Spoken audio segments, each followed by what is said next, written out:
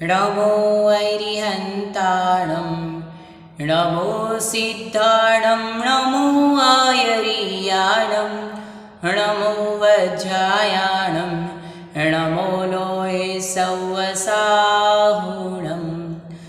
गुणानां विस्तरं वक्ष्ये स्वभावानां तथैव च पर्यायाणां विशेषेण नत्वा वीरं दिनेश्वरम। जय बोले देवादिदेव विकचर श्री आदिनाथ भगवान की जय। आचार्य भगवंत गुरु श्री विद्यासागर जी महाराज की जय। मुनि पुंगव सुधा सागर जी महाराज की जय। इस भव्योदय चैनल की स्वाध्याय श्रृंखला में श्री आलाप पद्धति जी ग्रंथ का स्वाध्याय हम कर रहे हैं। आलाप पद्धति जी ग्रंथ की हमारी लगभग 6 कक्षाएं पूर्ण हो चुकी हैं, जिसमें हमने द्रव्याधिकार और गुणाधिकार को बहुत ही अच्छे तरीके से समझ लिया और पर्याय अधिकार के भी हमने 2 सूत्र पढ़े थे। आइए अब इसी पर्याय अधिकार को हम आगे बढ़ाते हुए इसके 17वें नंबर का सूत्र है उसे पढ़ेंगे। उसके पहले थोड़ा सा हम समझ लेते हैं। कल हमने जो हमारी पूर्व की कक्षा थी उसमें हमने चर्चा की थी कि अर्थ पर्याय और व्यंजन पर्याय 2 प्रकार की पर्याय होती है। अर्थ पर्याय वचन अगोचर है, ठीक है, और आपकी जो व्यंजन पर्याय है वो व्यंजन पर्याय वचनों के द्वारा कही जा सकती है, समझी जा सकती है। अर्थ पर्याय सूक्ष्म है, प्रति क्षण नष्ट होने वाली है, और व्यंजन पर्याय स्थूल है और बहुत समय तक चिरकाल तक रहने वाली है। अब आइए आगे का सूत्र हम उच्चारण करते हैं। सूत्र नंबर 17।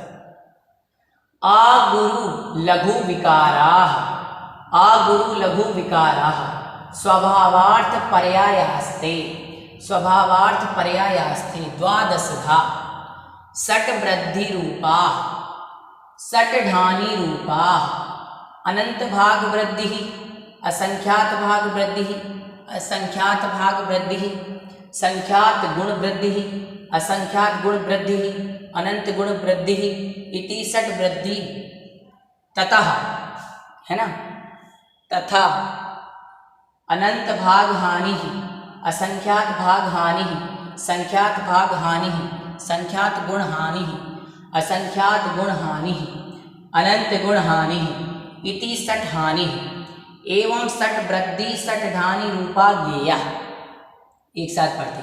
आ गुरु लघु विकाराः स्वभावार्थ पर्यायास्ते द्वादशधा सट वृद्धि रूपाः सट ढानि रूपाः अनंत भाग वृद्धि, असंख्यात भाग वृद्धि, संख्यात भाग वृद्धि, संख्यात गुण वृद्धि, असंख्यात गुण वृद्धि, अनंत गुण वृद्धि इति सट वृद्धि तथा अनंत भाग हानि, असंख्यात भाग हानि, संख्यात भाग हानि, संख्यात गुण हानि, असंख्यात गुण हानि, अनंत गुण हानि इति सट हानि एवं सट वृद्धि सट हानि रूपा ज्ञेया। ये सूत्र का उच्चारण होगा, बिल्कुल सरल उच्चारण है, कोई कठिन नहीं है। अब इसका आइए हम अर्थ समझते हैं। तो हम लोग देखिए चर्चा कर रहे थे अर्थ पर्याय की, अर्थ पर्याय की विशेष चर्चा चल रही थी। अर्थ पर्याय क्या है, बहुत सूक्ष्म है, तो उसी की चर्चा यहाँ पर आगे बढ़ाते हुए कहते हैं आ गुरु लघु विकारा। आ गुरु लघु, तो एक आ गुरु लघु होता है गुण, ठीक है, आपने देखा सिद्ध भगवान का एक गुण होता है आ गुरु लघु, विकारा अर्थात परिणमन। तो आ गुरु लघु का परिणमन स्वभावार्थ पर्याय, तो ये क्या है, स्वभावार्थ अर्थात स्वाभाविक अर्थ पर्याय है।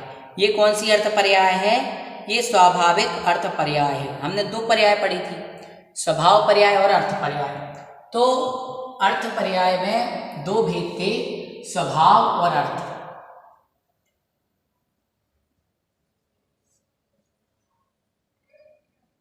स्वभावार्थ पर्याय और विभावार्थ पर्याय, 2 पर्याय। अर्थ पर्याय के 2 भेद हुए थे, स्वभाव और विभाव। तो स्वभाव का बता रहे हैं, जो आकुरु लघु का परिणमन है वो स्वभाव अर्थ पर्याय है।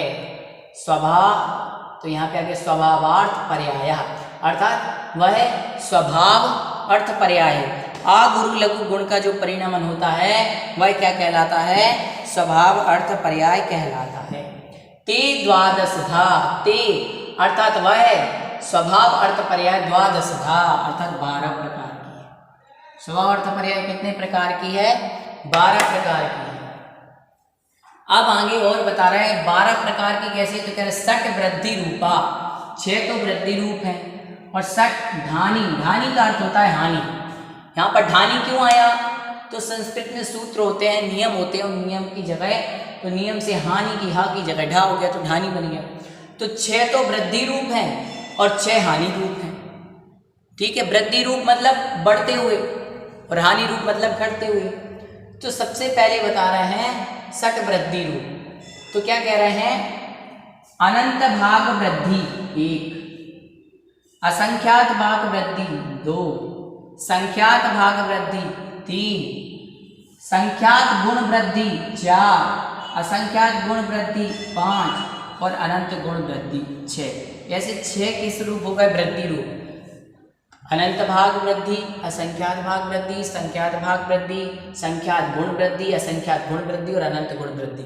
ये 6 तो वृद्धि रूप हुए। तथा अब हानि बता रहे हैं, तो कह रहे हैं सट भाग हानि। सट भाग हानि मतलब 6 प्रकार की हानि होती है। तो अनंत भाग हानि 1, संख्यात भाग हानि 2, असंख्यात भाग हानि 3, संख्यात गुण हानि 4 और असंख्यात गुण हानि 5 और अनंत गुण हानि 6। इति सट हानि, ये 6 प्रकार की हानि है। एवं सट वृद्धि सट हानि रूपा इति किया। इस प्रकार से 6 वृद्धि रूप और 6 हानि रूप जानना चाहिए। किसके बारे में जान रहे हैं हम? स्वभाव अर्थ पर्याय के बारे में। अब पर्याय तो मैंने आपको बता ही दिया था कि गुणों के विकार को हम क्या कहते हैं? पर्याय कहते हैं। ये तो सभी को समझ में आ ही गया।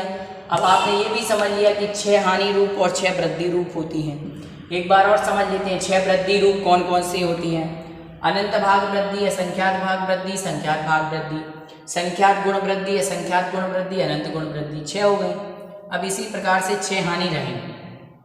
अनंत भाग हानि, असंख्यात भाग हानि, संख्यात भाग हानि, संख्यात गुण वृद्धि, असंख्यात गुण वृद्धि और अनंत गुण वृद्धि। ये वृद्धि का है और ऐसे ही हानि का है।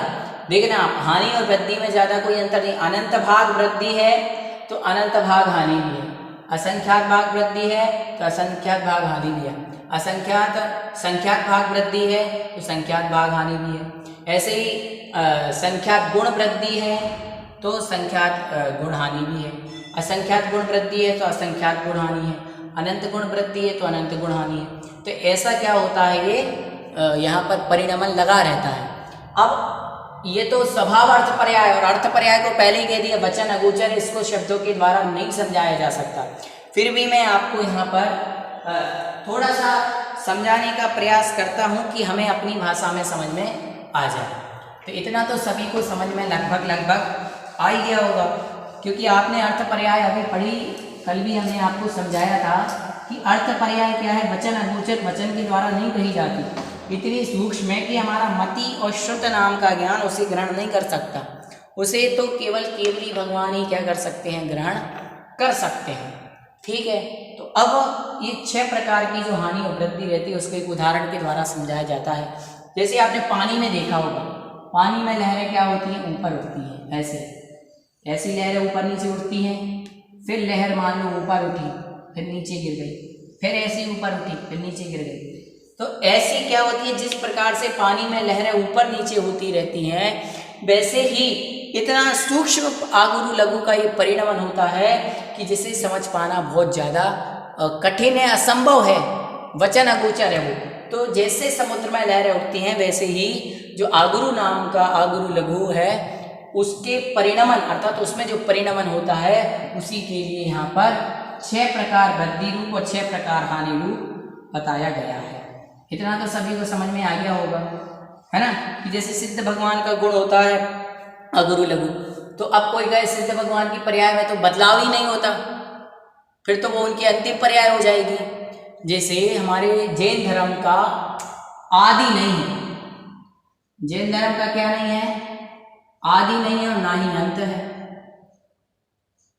अब एक चीज तो हमें समझ में आती है, आदि नहीं है, पर सिद्ध भगवान जो बन गए, तो सिद्ध के बाद वो कहाँ जाते हैं, कहीं नहीं जाते, अनंत काल तक सिद्ध ही बने रहेंगे, अनंत काल तक। तो क्या सिद्धों की गुणों में परिणमन नहीं होता? तो वही कह रहे हैं कि सिद्धों को जो आगुरु लघु सिद्ध भगवान में जो आगुरु लघु नाम का गुण होता है, उसमें जो परिणमन होता है वो परिणमन 6 प्रकार की वृद्धि रूप और 6 प्रकार की हानि रूप होता है। वही है स्वभाव अर्थ पर्याय। समझ गए? और वो परिणमन इतना सूक्ष्म है कि उस परिणाम को समझाया नहीं जा सकता। ठीक है, अब आगे कह रहे हैं कि आगुरु लघु गुण का परिणमन कैसे माने। कोई प्रश्न कर ले तो प्रत्येक द्रव्य में आगम से सिद्ध अनंत अविभाग प्रच्छेद वाला आगुरु लघु गुण स्वीकार कहा गया है। जैसे आपको मैंने सिद्ध का बताया, ऐसा यहाँ पर क्या होता है कि और भी द्रव्य हैं, तो आगुरु लघु नाम का जो गुण होता है उसका अविभाग प्रतिच्छेद।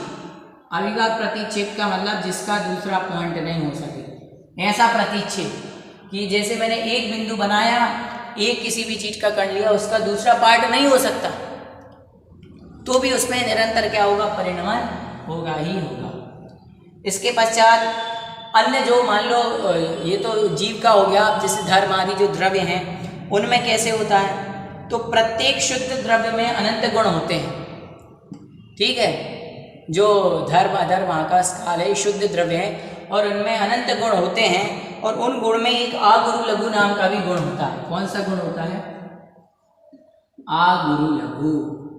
ठीक है, धर्म आदि द्रव्य में धर्म अधर्म आकाश काल आदि में, तो उसमें जो अनंत अविभाग प्रतिच्छेद होते हैं, अर्थात जिसका दूसरा पार्ट नहीं किया जाता, उसमें क्रम से ही क्या होता है, 6 प्रकार की वृद्धि और 6 प्रकार की हानि रूप परिणमन होता है। और प्रति समय का परिणमन शुद्ध द्रव्यों की स्वभाव पर्याय हैं। जो ये शुद्ध द्रव्य हैं, धर्म आदि द्रव्य, इनमें जो प्रति समय परिणमन होता है, वही प्रति समय का जो परिणमन है वो स्वभाव पर्याय हैं। ठीक है, इतना आ गया समझ में।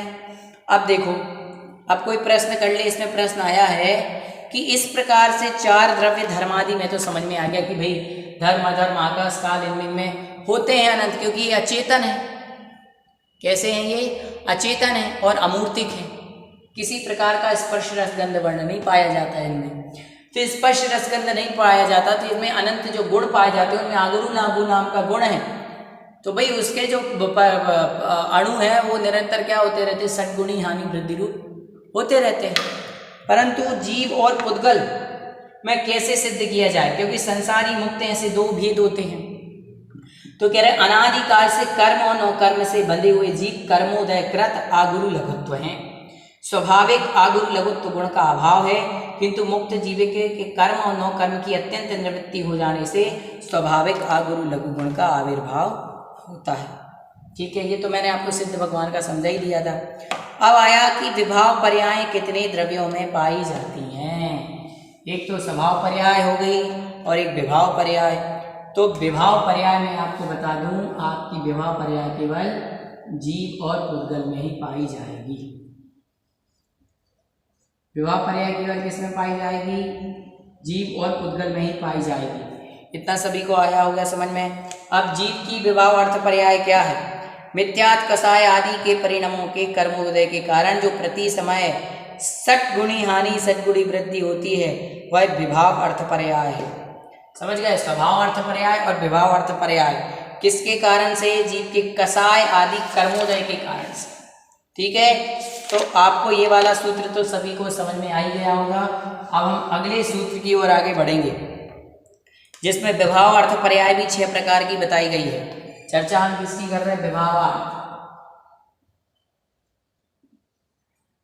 है ना। तो जो विभाव नाम की अर्थ पर्याय है वो भी कितने प्रकार की यहाँ पर बताई गई है? 6 प्रकार की बताई गई है। तो उसी विभाव पर्याय की अब हम यहाँ पर चर्चा करेंगे। अर्थ पर्याय तो लगभग सभी को समझ में आई गई होगी।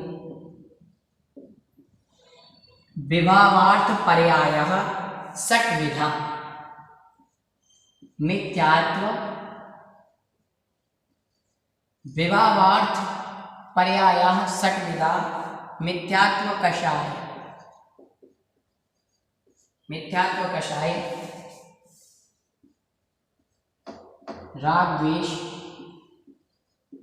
मिथ्यात्व कषाय राग द्वेष पुण्य।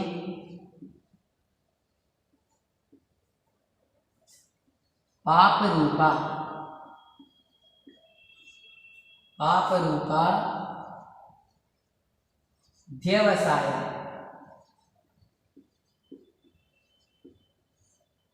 सूत्र नंबर है आपका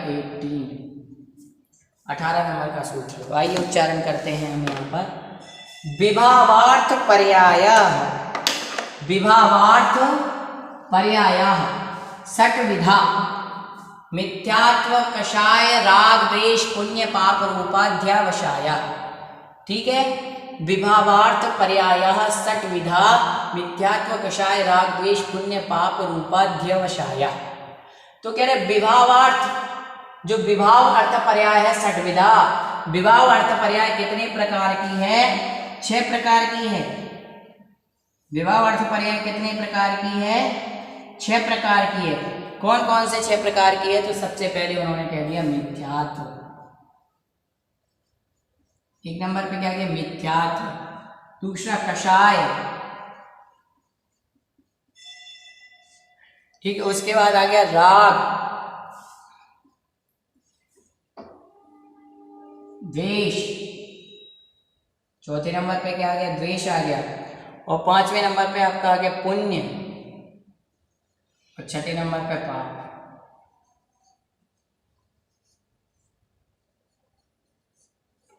पुण्य पाप, ठीक है। ये क्या कहलाती हैं? जीव की अध्यवसाय विभाव पर्याय, अर्थात विपरीत विभाव पर्याय। अब जैसे जीव, कोई भी जीव का, जैसे मैं जीव हूं, मैंने आपको समझाया था, मेरी आत्मा का स्वभाव क्या है? जानना, देखना, ज्ञायक स्वभावी, आनंद स्वभावी मेरी आत्मा। परंतु मेरी आत्मा किसमें लगी? मिथ्यात्व में, कसाय में, राग में, द्वेष में, पुण्य में, पाप में। पुण्य भी छूट जाता है। आप सोचोगे कि पुण्य को यहाँ पर विभाव पर्याय में क्यों लिया? क्योंकि जब भगवान सिद्ध बन जाते हैं, उनके 8 कर्म नष्ट हो जाते हैं, तो उनके पुण्य भी नहीं होता, क्योंकि पुण्य भी कर्म की प्रकृति है। समझ रहे हैं ना? पुण्य भी कर्म की प्रकृति है। पुण्य प्रकृतियां होती हैं, उनका भी क्या करना पड़ता है? नष्ट करना पड़ती है, निर्जरा करनी पड़ती है। समय सारजी में आया है, कम्मम सोहम कुशीलम सुह जाना चाबी जाना सुशीलम के तब हो दि सुशीलम जन संसारम प्रवेश।